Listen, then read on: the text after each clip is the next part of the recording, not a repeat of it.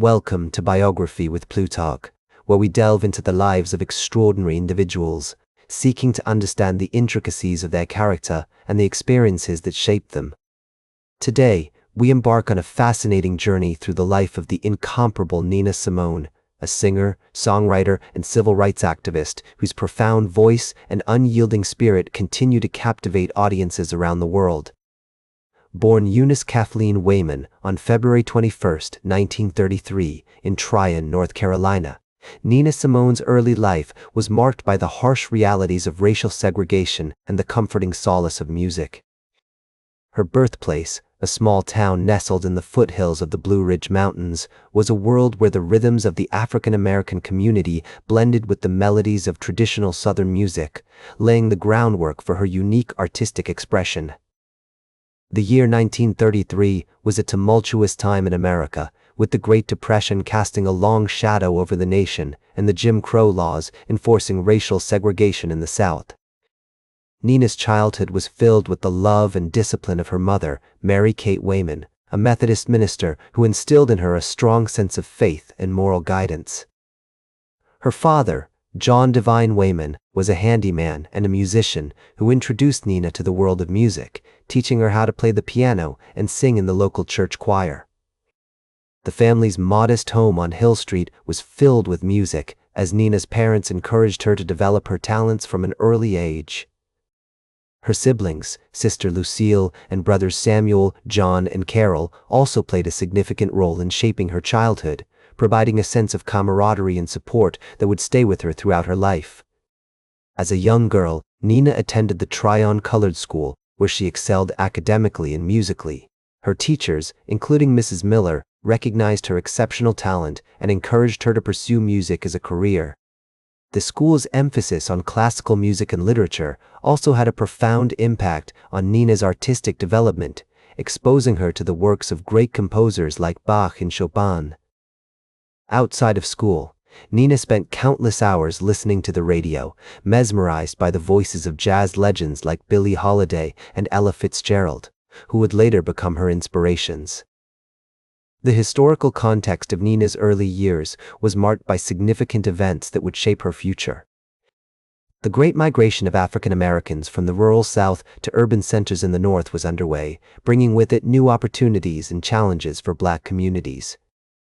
The civil rights movement was gaining momentum, with leaders like Martin Luther King Jr. and Rosa Parks emerging as prominent figures.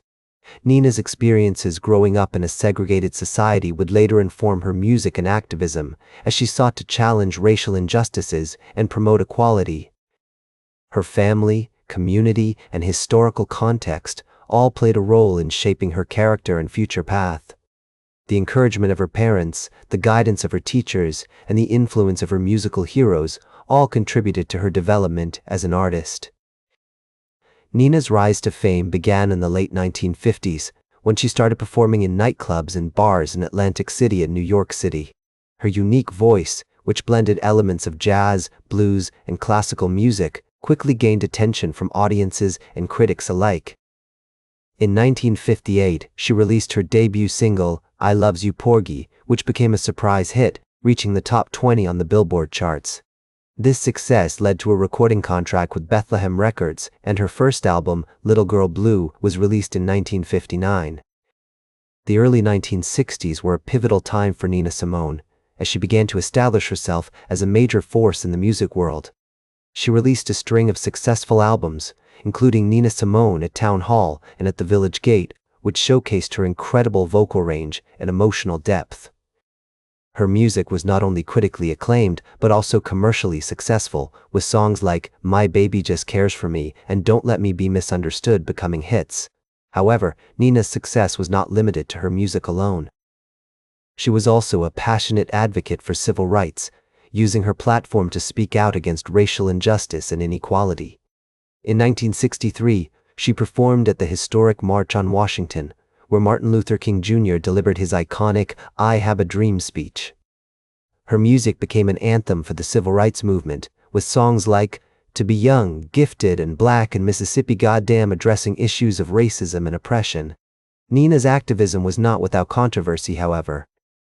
Her outspoken criticism of racism and inequality led to her being blacklisted by some in the music industry, and she faced intense scrutiny from the media and the public. Despite these challenges, she remained committed to her art and her message, using her music as a powerful tool for social change. Throughout the 1960s and 1970s, Nina Simone continued to release critically acclaimed albums, including Let It All Out and Fodder on My Wings. Her music evolved over time, incorporating elements of rock, pop, and African rhythms into her unique sound. She also became known for her electrifying live performances, which showcased her incredible stage presence and emotional intensity. Her music and activism continue to inspire and influence new generations of artists and social justice advocates, cementing her legacy as one of the most important and iconic figures in American cultural history. The 1980s were a tumultuous time for Nina Simone, marked by struggles with mental health, financial instability, and a decline in her commercial success. Despite these challenges, she continued to create music, releasing albums such as Fodder on My Wings and A Single Woman. Her music during this period was characterized by its experimentation and eclecticism, incorporating elements of jazz, rock, and African rhythms into her unique sound. In the 1990s, Nina Simone experienced a resurgence in popularity, thanks in part to the rise of alternative and indie rock.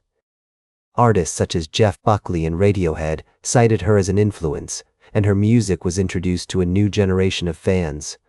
She released several albums during this period, including A Single Woman and Emergency Ward, which featured reworkings of classic songs and new material. Nina Simone's personal life also underwent significant changes during this period. In 1992, she moved to Aix-en-Provence, France, where she lived for the remainder of her life. She continued to perform and tour, albeit at a slower pace than in previous years, and remained committed to her activism, speaking out on issues such as racism, inequality, and social justice. In 2003, Nina Simone passed away at the age of 70, leaving behind a legacy as one of the most important and iconic figures in American cultural history. Her music continues to inspire and influence new generations of artists and social justice advocates, and her commitment to activism and social change remains an enduring testament to her courage and conviction. She paved the way for future generations of female artists, particularly women of color, and her influence can be heard in a wide range of musical genres, from jazz and blues to rock and hip-hop. Today, Nina Simone's music remains as relevant and powerful as ever, a testament to her enduring legacy as an artist and activist. Her story serves as a reminder of the importance of staying true to one's values and principles, even in the face of adversity, and of using one's platform to speak out against injustice and inequality. Her music, activism, and legacy continue to inspire and influence new generations, ensuring that her spirit and message will live on for years to come. Thank you for joining us on this journey through the life of Nina Simone, a true icon and legend in every sense of the word. That's all for today's biography with Plutarch.